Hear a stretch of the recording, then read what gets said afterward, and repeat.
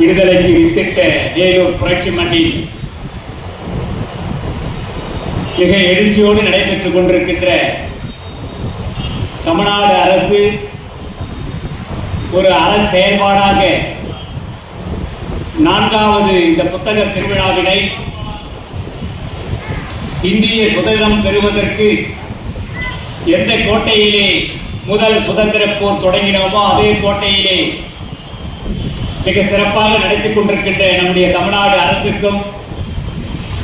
வேலூர் மாவட்டத்தினுடைய மதிப்பிற்குரிய மாவட்ட ஆட்சியர் அவர்களுக்கும் தன்னுடைய பணி முழு நேர பணி நூலகப் பணி என்றாலும்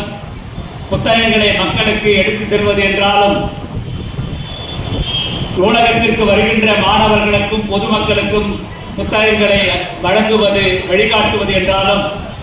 இந்த புத்தக திருவிழாவினை அர்ப்பணிப்போடு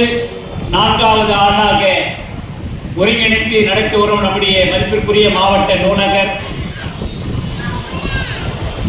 நூலக ஆணையத்தினுடைய கண்காணிப்பாளர் இந்த மாவட்டத்தினுடைய அனைத்து நூலகர்களுக்கும்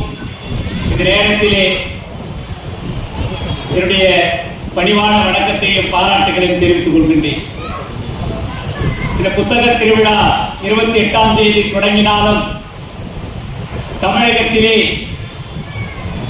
தமிழகத்தை தலைநிமிர செய்வேன், எந்த காரணத்தை கொண்டும் தலையுடைய விடமாட்டேன் என்று சபதமேற்று தன்னுடைய இரவு பகல் பாராத அர்ப்பணிப்போடு பணியாற்றிக் கொண்டிருக்கின்ற மாண்புமிகு முதல்வர் அவர்கள் இந்த பணியினை தன்னுடைய அரசு பணியில் மிக முக்கிய பணியாக ஏற்று நடத்துவது என்பது உள்ளபடியே உலகில் வேறு எங்கும் காணாத மிக அற்புதமான ஒரு அரசியலாக நான் பார்க்கிறேன். அப்படிப்பட்ட அரசியலினுடைய புத்தக திருவிழாவுடைய இந்த 3வது நாளாக இருந்தாலும்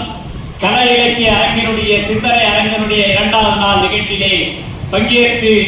உங்களோடு ஒரு 20 நிமிடம் உரையாற்றுவதற்கு வாய்ப்பளித்ததற்காக மாவட்ட